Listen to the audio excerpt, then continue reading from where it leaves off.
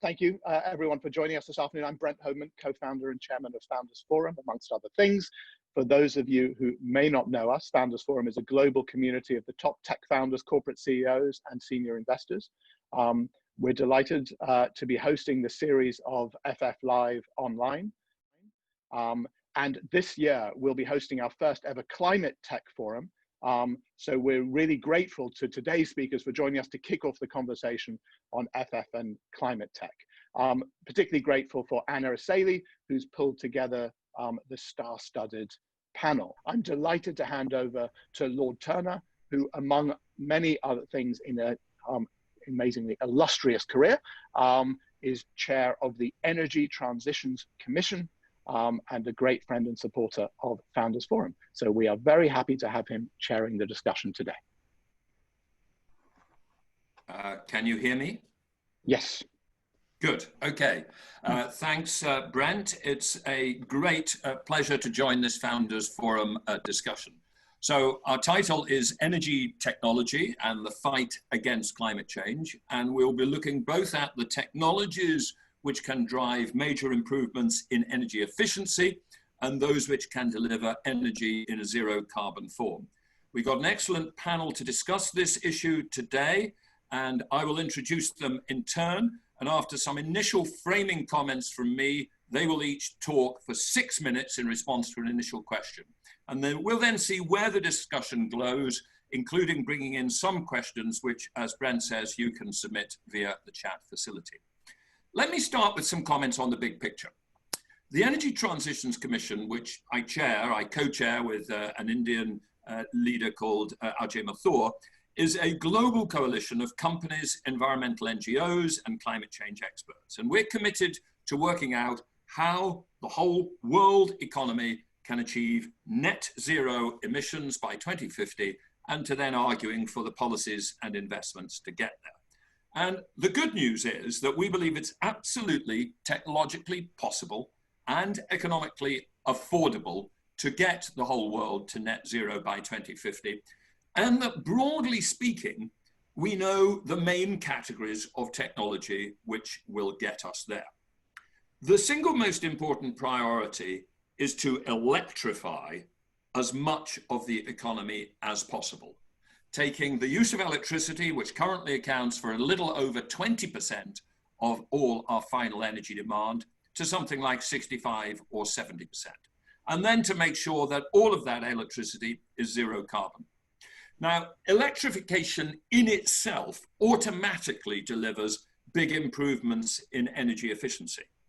An electric vehicle is about 4 times more efficient than an internal combustion engine. You can tell that by standing next to an internal combustion engine and feeling how hot it is. That heat is wasted energy, not going into kinetic energy. Electric heat pumps for residential heating are 4 times more efficient than the most efficient gas boiler. But despite that potential for energy efficiency improvement, wider electrification will require more electricity. We will still grow total electricity demand a lot. And indeed, the ETC's estimates suggest that to build a global zero carbon economy, we need to take global electricity use from today's 25,000 terawatt hours per annum to something like 100,000 terawatt hours by 2050.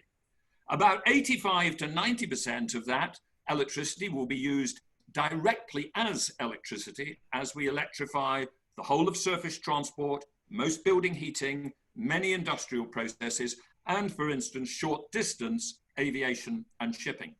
But perhaps 15% of electricity may be used to produce hydrogen, which will be used either as hydrogen itself or as inputs to ammonia or synthetic fuel, which can then drive the decarbonization of steel production, long distance aviation and shipping, and chemical production. So step one, we have to produce huge amounts of electricity, and it all has to be zero carbon. And here the good news is that the cost of renewable electricity has just collapsed over the last 10 years, with solar costs down 90%, onshore wind down 60%, offshore wind down 70%. So if the question was simply, what's the cheapest way to produce a kilowatt hour of electricity, the answer is now definitively wind or solar. But of course, the challenge with wind and solar is what to do when the wind doesn't blow and the sun doesn't shine. And the big challenge in power systems for the future is not so much how to generate zero carbon electricity, but how to balance supply and demand throughout the day, the week, and the year. The answer might be the many forms of increasingly cost-competitive energy storage technology. Lithium-ion batteries for day to night storage, flow batteries or compressed air or liquid air for longer durations, or hydrogen yet again, produced when electricity is surplus and cheap and converted back to electricity when needed. It might instead be digitally enabled systems for demand management, providing us with the incentives and the tools to shift the time of our electricity demand, for instance, by charging our EVs at optimal times. Or there might be a role also for generating technologies which can produce electricity or heat on a continuous and predictable basis. And that includes the possibility of nuclear fusion, which we'll hear about from Bob Mumgard later. All of which defines a huge range of crucial technology developments and investments focused on this central electricity plus hydrogen challenge.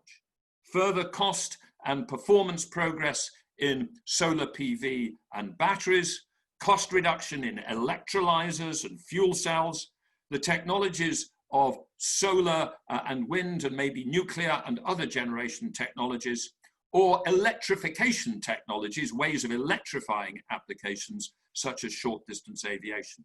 Though it's also important not to forget some specific technologies which do not relate to the central electricity plus hydrogen challenge, but are vitally important in other specific sectors. For instance, new cement chemistries to eliminate the CO2 emissions, which will inevitably arise if the way we make cement is to start with calcium carbonate and then turn it into calcium oxide. So we have here a wide range of technologies which are both vital to the fight against climate change and which create a whole load of new business opportunities. And to discuss them further, let me turn to the first panelist, Robert Trezona. Now, Robert, you are the partner leading clean tech development at IP Group, a leading investor in some of the emerging technologies I've mentioned here. How do you see the landscape as an investor in clean technologies? Where do you see the opportunities, and how do you deal with this challenge that there are so many? And while we're fairly certain about some key aspects of the long-term destination, obviously there's a lot of certainty about the timing and precise relative economics of short-term opportunities. Over to you, Robert. Adair, thank you very much. And thank you, Brent, very much for hosting me today.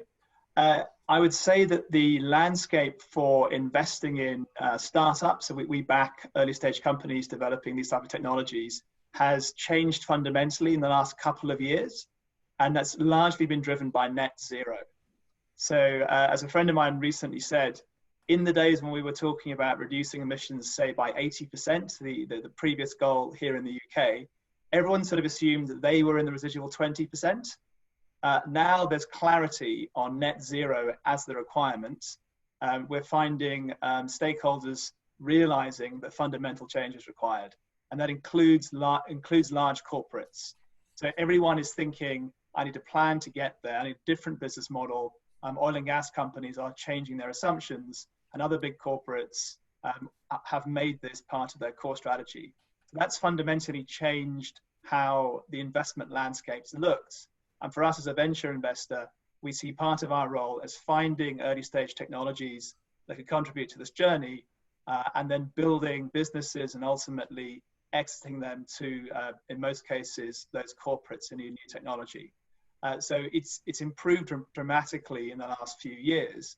And the work you referred to by the Energy Transitions Commission has been incredibly helpful because it presents a overall roadmap of how to get there. And along that way, there are some opportunities for new technology from startups. So though I'm a huge technology fan, I'm a former engineer, not every part of this journey can be solved by a small company. but there are a number of opportunities. And as I said, because we now know this has to happen, or we're just not going to get to 1.5 or 2 degrees, some of the uncertainty has now come away. And to pick up some of those themes that you mentioned earlier from Mission Possible, from the ETC, if you look at this revolution in power production by renewables, by wind and solar, it's very clear those are going to be the dominant sources of energy by mid-century. The big sort of area of uncertainty for us is around the deployment rate. How quickly can we get not just gigawatts of capacity, but actually energy, gigawatt hours, terawatt hours of energy coming from renewables. And we need to see something like a 10-fold increase in the rate at which we're deploying wind and solar capacity around the world. So it's about 160 gigawatts today. It needs to be something like 1,500.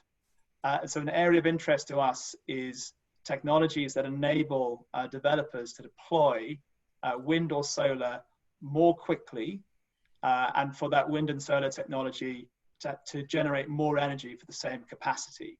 And so, for example, you can increase the capacity of a silicon solar cell by putting a coating on it that takes some of the blue light, which isn't currently captured, and converts it into redder light. So you can improve the efficiency. And that can be done either with a so-called electrical tandem or with an optical coating. And that sort of area is fantastic for startups because it's a relatively capital light, very high tech way of improving solar productivity.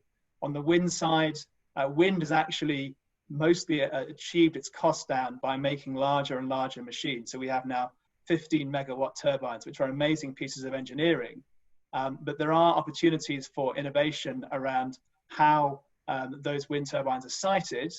And maybe in the medium to long term, there's a fascinating opportunity arising in airborne wind energy. So using what looks like a drone, so a fixed wing airborne system that can get up to higher altitudes.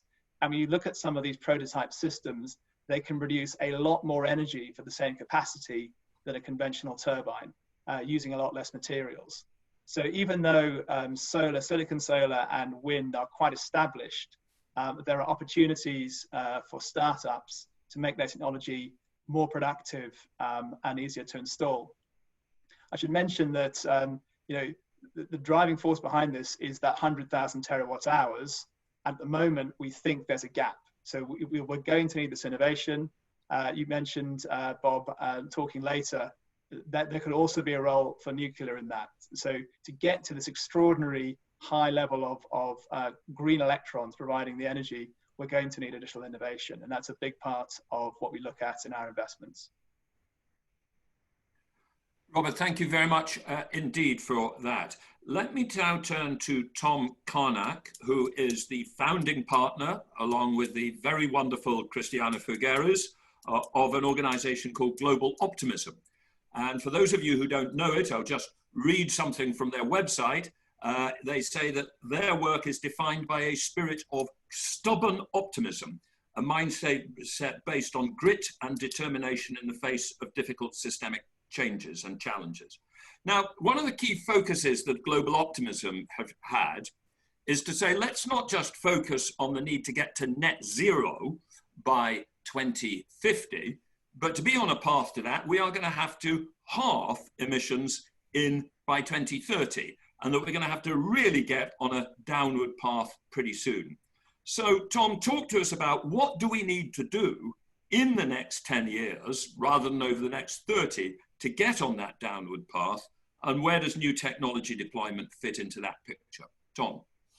Sure. So great to be here, and thank you for the opportunity to share a few thoughts with you. It's great to be on this panel. So absolutely. And, I mean, if you look at the trajectory to give us a reasonable chance of staying within 1.5 degrees, which is the point at which these really quite alarming natural feedback loops begin to kick in, and we start to lose control of our climatic system, we actually need to get closer to net zero by around 2040, which is why, together with Jeff Bezos at Amazon, we've launched something called the Climate Pledge, which is more of an initiative to increase the level of ambition from corporations. But just to go back to the next 10 years, which you mentioned, To be on that trajectory, we need to be at fully 50% reduction by the end of the decade. If we miss that window, there is very limited opportunity after that to get back on that type of trajectory. So we've left this so late. This is genuinely the most consequential decade humanity has ever faced. Now, that 10-year period requires something like a 7.6% reduction every year, which is unprecedented in the history of humanity. But right now, what we're seeing is an acceleration of so many of these different issues. The pandemic, coronavirus created pandemic, COVID-19, has led to a situation where there is now a mass mobilization that is going on to facilitate monetary stimulus and policy responses to facilitate the response of the recovery of the economy coming out of this transitional period. And the reason that's important is that the policies and investments that are going to be necessary to get us there, which is what you talked about at the beginning, Adair. You said that the ETC existed to make these recommendations and then to advocate for them to governments. And that's the piece that I'd like to speak about.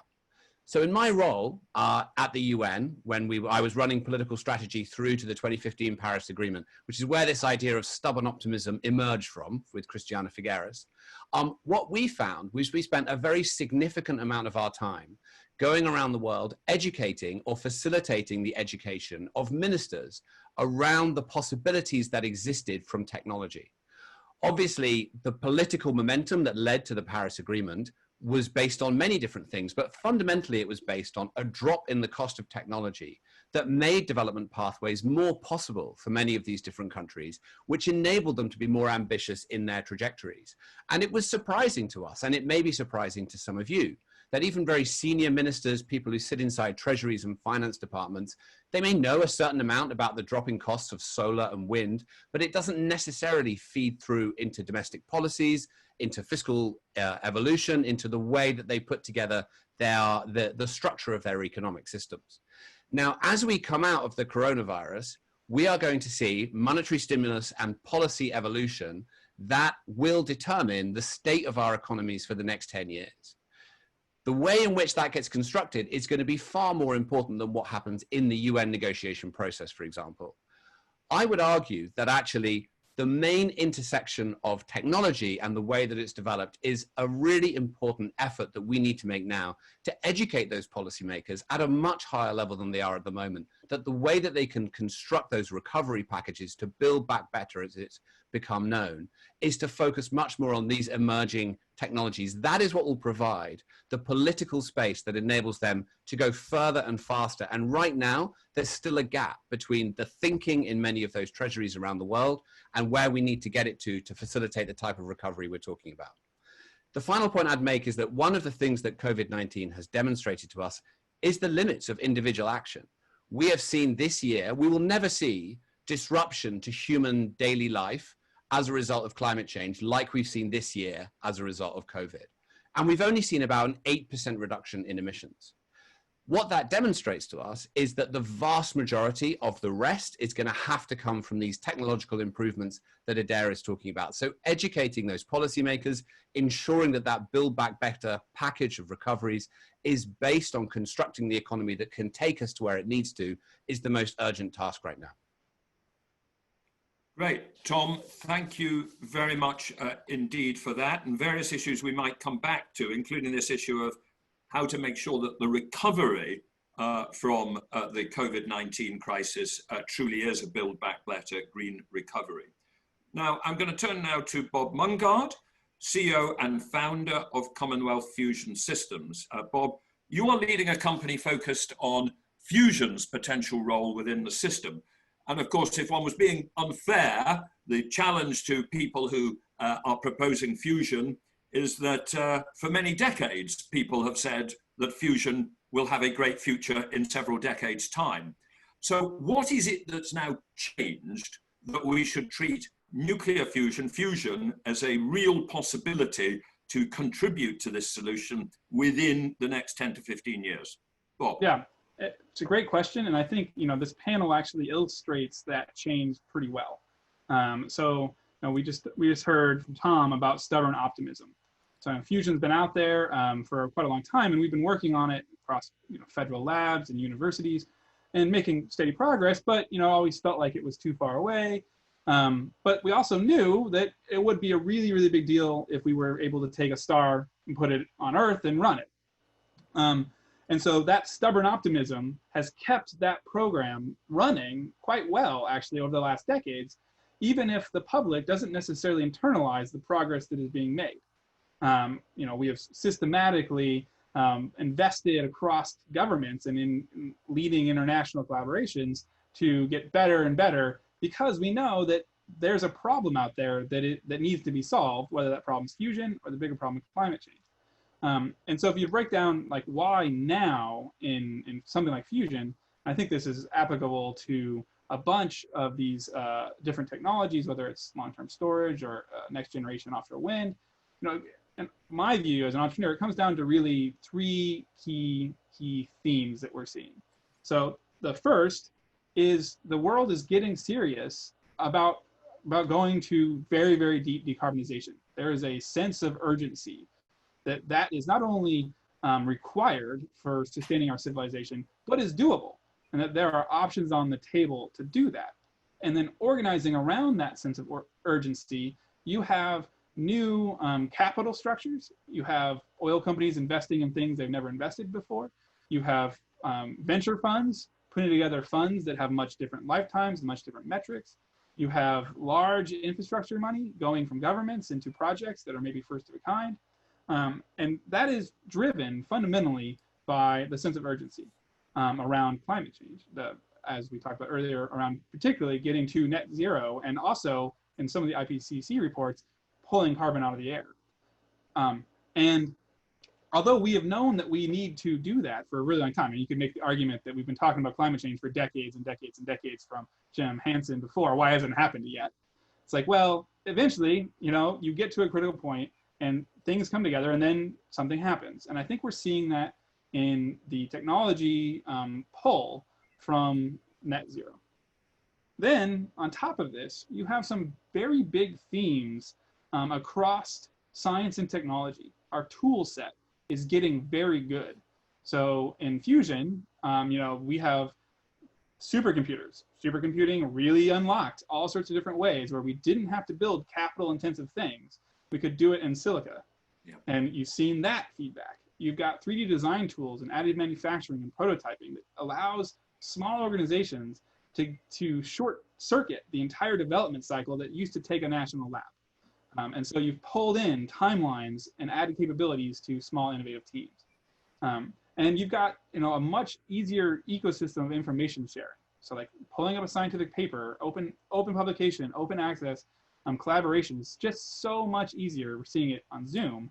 But even before that in the academic community, if I want to know a fusion result from a lab in Germany, I'm at my fingertips. And so this sort of science and technology tool set is impacting the options we have and are really changing the timescales it takes and capital it takes to do things that previously took governments to do. So that's pushed innovation down and flattened really innovation. And then third, in fusion particularly, you have a few key breakthroughs that ride on top of all that. And they're breakthroughs in the sense that you can actually build a company around them. And that's not just true for fusion. That's true for if you're a chemistry and long duration battery storage or an electrolyzer in hydrogen. But in fusion, it's things like new generation of superconductors that allow us to build very, very strong magnets, like something that you never do before. Changes the entire way you optimize a fusion system in ways that change the economics in order of magnitude. Or computer control and artificial intelligence to optimize a topology in real time. Again, you couldn't have done that before with servos in the 50s. So you're seeing these really concrete breakthroughs that you can actually build a company around that can ride on top of all the science and technology and tools that is helping everybody, then with the pull of the market. And it feels a bit like other technologies that have had really big impacts, where they sit there and they sit there and they sit there, and all of a sudden they suddenly arrive. AI, we talked about AI winter, sat there. All, had all the algorithms, it had a lot of the science. What it needed was massive computing. And all of a sudden it's impacting our lives. Human Genome Project, sat there. Fast sequencing, boom, you can build drug companies like you never built before. Flight, like we're never going to fly, we're never going to fly, we're never going to fly. That internal combustion engine, right, is flying, and then all of a sudden it transforms the world much faster than what people thought was possible. And I think in energy, you know, that if you look across the energy sector, innovation has impacted that energy sector faster than we ever thought. Whether it was combined cycle fracking fueled gas in the US, or nuclear in the 50s, or solar and renewables today. Once it gets going, the power of innovation is it can go very fast. And so, you know, we're trying to ride on top of that. Bob, thank you very much indeed. Now, there are a number of questions coming over the chat, and we're going to have a look at that and try and sort of work out which combinations we can take, which take the discussion forward. But before we get to that, I would actually like to ask Robert Trezona to say a little bit of word on fusion, because it so happens that IP Group are also invested in another fusion company, First Light Fusion. Is there anything you'd like to add, Robert, to the perspective that Bob has given us on how fusion sits into the picture? Thank you, Adair. Yeah, so we've backed a company called First Light out of the University of Oxford, which is pursuing the other sort of main branch of fusion, inertial confinement rather than magnetic confinement, and very much driven by some of the same developments. So that company comes out of you know, simulation work. It came directly out of development of new ways of simulating these processes from the university. And they in fact have more people working on the modeling than they do building the big hardware. What we're seeing is a combination of the corporate willingness to engage. And so we're seeing a lot of interest from these larger companies, oil and gas companies, energy consumption companies in these technologies, and then the agility that a startup can deliver. So a lot of the people who've got experience in fusion have worked in federal labs or national labs before. We see a rate of progress in First Light, and I'm sure also at Commonwealth, that's dramatically faster because you've got that entrepreneurial driver. That's coupled with this kind of longer term perspective, and Bob mentioned different structures of VC funds. So a reason we've been able to back a company like First Light is that our capital isn't a closed-end fund. We're actually a listed company, so we can raise money on the stock market for it to invest in companies like a nuclear fusion startup, and we don't have an end date. What we need to show is progress, and progress that means something to all these new stakeholders, but that allows us to sort of back really sort of maybe more capital intensive and longer term bets. And there's a lot of interest, you know, from people from the asset management community and investors, pension funds, etc. How do I place a bet on the zero carbon 2050 economy and things like fusion and advanced solar, wind, flow batteries, which, you know, back 10 years ago, investors shied away from because of the timescales and uncertainties. That's suddenly turning around. So, you know, it's a longer term bet than some of the solar and wind investments and hydrogen and so on that we have. But the opportunity for innovation and world changing, you know, technology is immense. Great. Thank you, Robert. Now, we've got one question which I'm going to take now from Mr. Nicholas Lentz, which is going to take us on to from general to some issues about the emerging economies. And Nicholas, would you like to say your question? Yes, good afternoon all, and thank you for this really great discussion. So my question... Can you say who you are? Sorry, my name is Nicholas Lentz. I'm interested in the clean tech space. I'm also an investor in that space as an individual. But my question is on a broader remit, if we look at the global picture. So the largest driver of increased energy demand over the next decade comes from the emerging economies such as China and India. Currently, these countries are expanding their fossil-fueled power energy, despite the fact that renewables are actually cheaper and abundant in those countries. So my question to the panel is, what in your mind is required to change that dynamic? Good. Well, look, I want to say a word on that, and I'm going to ask Tom to come in on that as well, because I'm sure he's thought about that. Within the Energy Transition Commission, we have work going with my co-chair, Ajay Mathur, in India, and large teams working there, and also in China on these specific issues. And the issue is, why are these countries building any more coal-fired power stations when it is clearly the case that wind and solar are now cheaper? In India, I would say they are almost at the end of building new coal-fired power stations. You've got to divide the problem into two things and deal with one first and then another.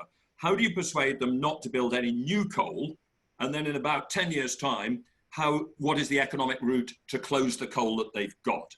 In terms of the new coal, we are just about to produce out of ETC India an analysis which shows that India could develop all of its next 10 years of electricity demand growth, which would take it from sort of 1,100 terawatt hours to 2,700 terawatt hours, entirely with renewables and hydro and a little bit of nuclear, with no more coal-fired power stations, that they can balance the system, that they can deal with diurnal and seasonal balance, that they can take a total zero carbon from today's 18% to 45% of total a generation, and that it will not cost the Indian economy anything. Now, what you have to do is persuade people that that is the case, because what we find in both India and in China is deeply embedded conservatism.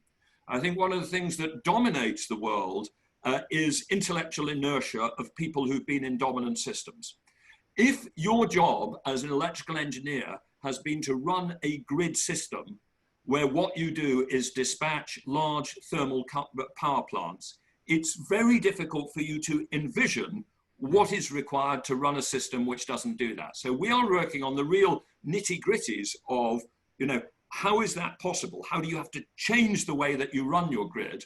And let me finally say, and then I'll hand over to Tom, I mean, we are facing people in China who say, we'd love to do more renewables, but renewables are now 10% of our daily load on some days. And if we go above 10%, we'll have instability problems.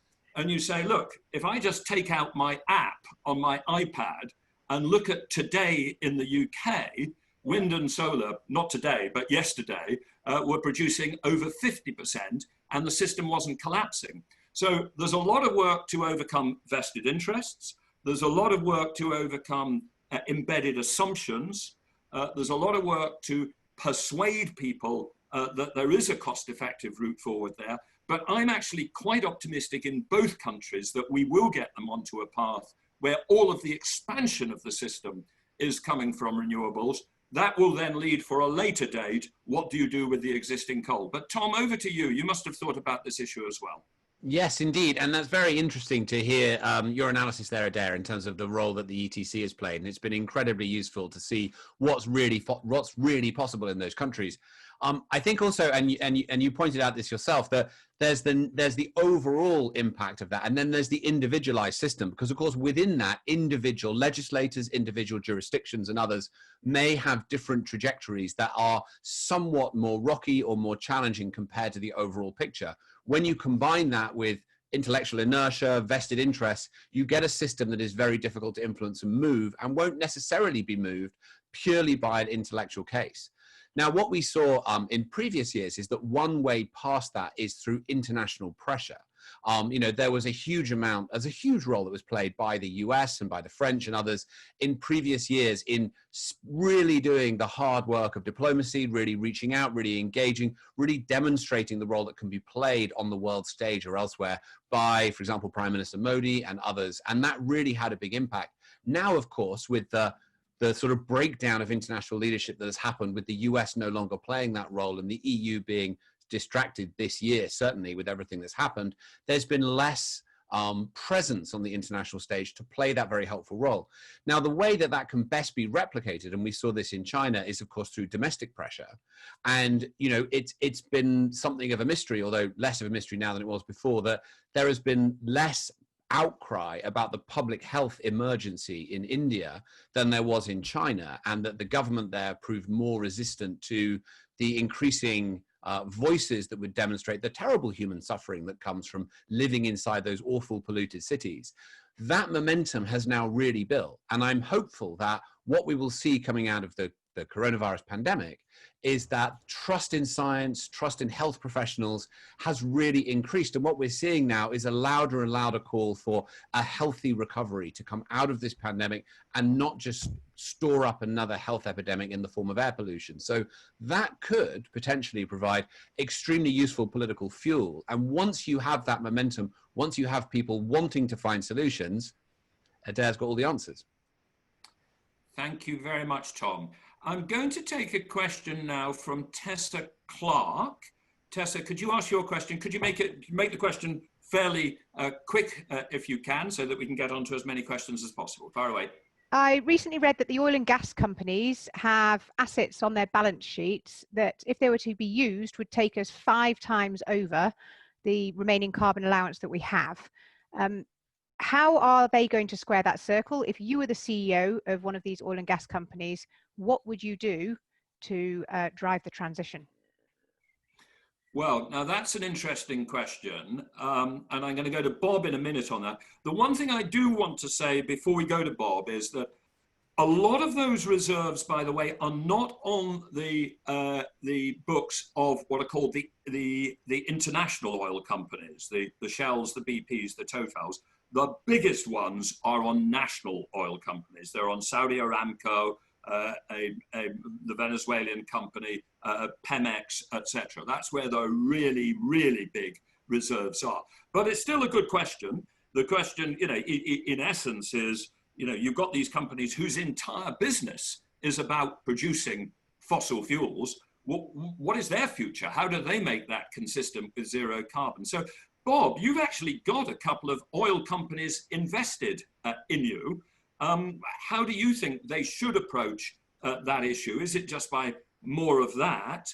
Or, are there transition issues? And maybe I'll come back to Robert as well thereafter about whether there are any ways that, we can continue to use fossil fuels in a clean fashion. Bob first and then Robert.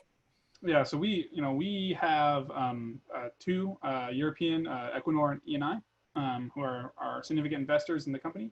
And it's been interesting to watch the thought process for both of those companies go through evaluating not just where they're headed at the top level, but how they're going to get there. And if you look at what, we can focus on what the assets are in the ground, but really what those companies are is assets above the ground in terms of people and capital and capability. And so if they're looking at what their options are, we could say, just shut them down, make them go bankrupt, but we would lose a capability in the world that could be really, really useful for doing the exact type of thing that we need to do in an energy transition, which is to go out and field a whole bunch of energy producing hardware in a reliable way quickly. So if they can translate their core skill sets of project management, build, procurement, development, those types of activities into something else, whether that's hydrogen production or fusion or offshore wind, then it can be a really big win for everybody. And I think Equinor is an interesting example where if you look at who's the leader, one of the leaders in floating offshore wind, it's Equinor. And it's why? Well, because they've got all the experience, what it's like to put a wind turbine in the North Sea. Right now, before it wasn't a wind turbine, it was an oil platform. But now it's literal wind turbines. And so I think we would, although I'm personally and very upset with how the oil companies have behaved, some more than others, leading up to this, I don't think we should discount what their role could be in a switch.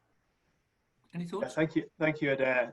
We've also co-invested with some of the oil and gas companies, and I totally sort of support Bob's comments about the core competence they have being incredibly useful, and it complements what the startups can do: big projects, EPC capability, project planning, etc.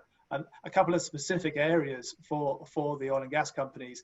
One we've referred to quite a lot already is hydrogen. So if you look at what hydrogen does in the global economy of 2050, is it displaces a lot of stuff where we use natural gas or diesel or gasoline today. And the reason we use those sort of fossil fuels is they're very dense stores of energy that can be converted easily. So hydrogen is a molecule, so it stores its energy like fossil fuels like gasoline and diesel as chemical bonds, and a lot of the applications we see for hydrogen in the future, so heavy road freight, aviation, etc., displace those fossil fuels. The other area I think they can add a lot of value to is carbon capture. And when we did the work on Mission Possible, we strongly believe there is going to be a need for a level of carbon capture, be that on certain point sources like cement making, some steel making, but also a lot of retrofit to legacy plants. So we think we're going to need in 2050 about 5 billion tons of carbon capture a year. Now, hopefully we can find a way of using that carbon, although some may need to be stored. Today, the economics of carbon capture for environmental purposes are quite challenging. So we're going to need to see innovation and projects and demonstrations of new approaches coming through.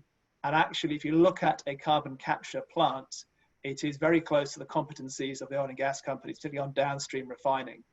So they can play a huge role there, and there's some good signs. So there's something called the Oil and Gas Climate Initiative, which has got a $1 billion budget to back technologies like CCS. We would love them to be doing more. They have the resources to do more. And as Bob said, there are definitely some of those companies that are doing more than others. So you've got some companies where the management team is incentivized on carbon saving and commitments to get out of certain sectors by certain dates. So they're not all doing as well, but we see that they can really help, and we're keen to help them on that journey. Great, thank you, Robert.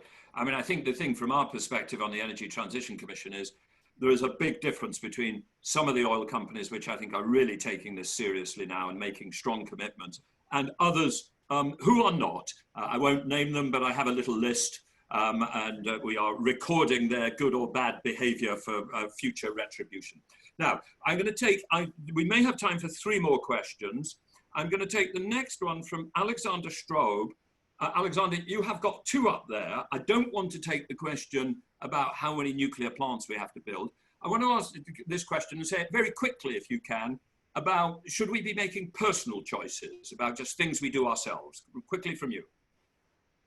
Yeah, I think the point is very much that we all can take it in our own hands. So as long as you have a roof, you can pretty much right now go out, buy your solar cells at a factory close to you, buy a converter on the web, anywhere on Amazon, hire an electrician, and get the thing done. That's it.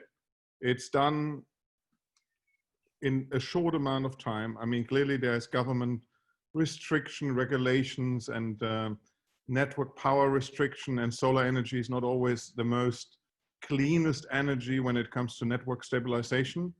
But I can see this as the only way to get this job done. If you look at how many nuclear power plants are required and how few we have today, it's almost an impossible task to get that job done in nuclear power, or if you translate it in wind turbines, even with the biggest turbines you have today. Got the point, Alex. So get out and do it.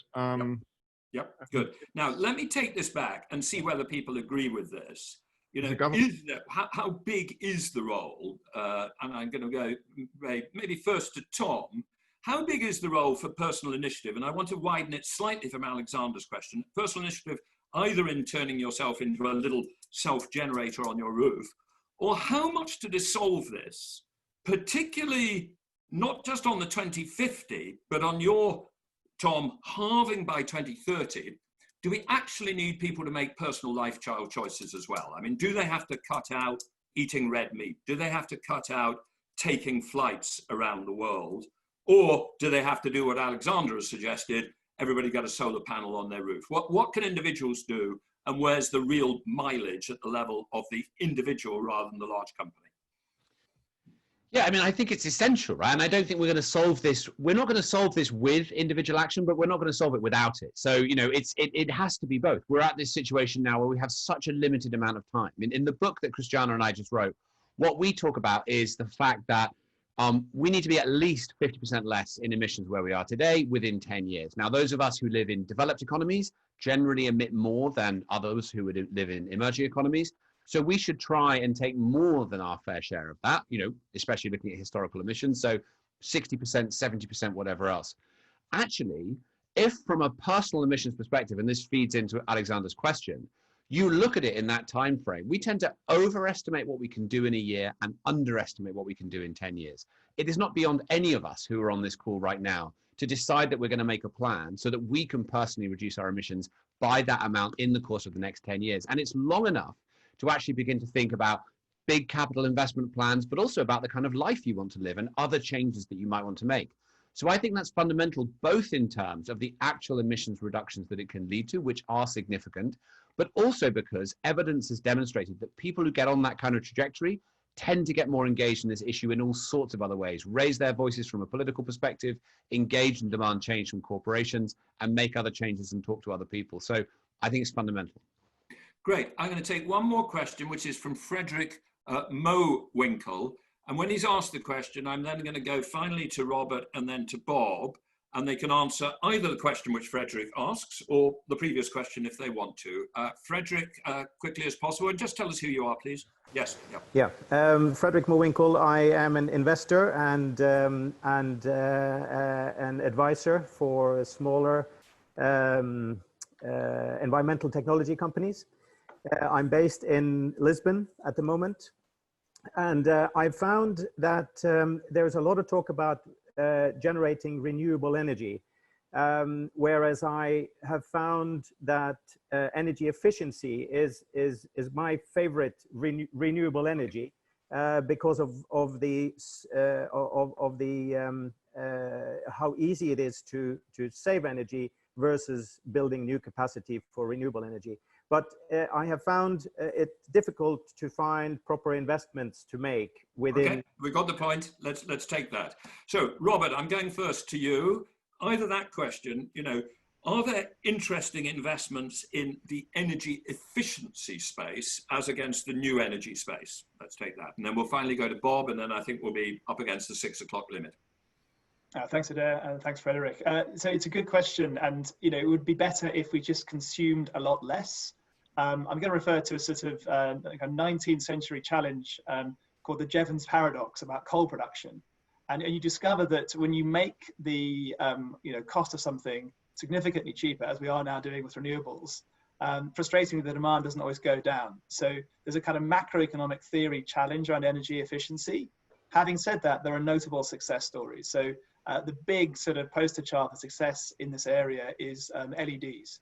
So LEDs are kind of done now, but they have made a significant dent in overall energy sort of consumption. So looking at the other areas around the kind of net zero vision for the future, I think two that are worth focusing on are heating, particularly space heating, and actually also computing. So there's a huge amount of energy consumed globally, both to here in the UK, heat spaces, and in warmer parts of the world, such as India, cool them. We must do that more efficiently than we have been today. So heat pumps are an example, but there's something called the Global Cooling Prize, which is looking at a number of great technologies. So I think those are going to come into focus. And finally, on computing, computing is in terms of big supercomputers, data centers, managing Netflix video demand, for example. There is an exponential growth in the energy being consumed by all that activity. There's doubling every 5 years, and today it's about 3-4% of global power production. So we're going to need more energy efficient computing, and that can be done at the fundamental chip level, and also done in the way that we organize those systems. So those are two areas we think from a top-down point of view, heating and air conditioning, and more energy efficient computing, where there's some good opportunity and we see some good technologies coming up. So Bob, finally over to you, either on the energy efficiency point or on the what can we do personally point. Now, obviously the thing we can't each do personally is build a little fusion plant in our basement. But your thoughts on either or both of those? I'll try to put them both together. So, the history of humanity has shown that we are voracious consumers of energy, both locally, but also all the stuff that we use. So like there's a role for collective action here, because even though I might be able to electrify my house, I'm not going to electrify the server that powers my phone. that has to be a decision that we do collectively. And this can actually use more power on the server than my refrigerator. So like we have to do both. And then if we want to actually solve the other types of problems that we face beyond just the energy transition, but also all of our other resource challenges, we have to circularize the economy.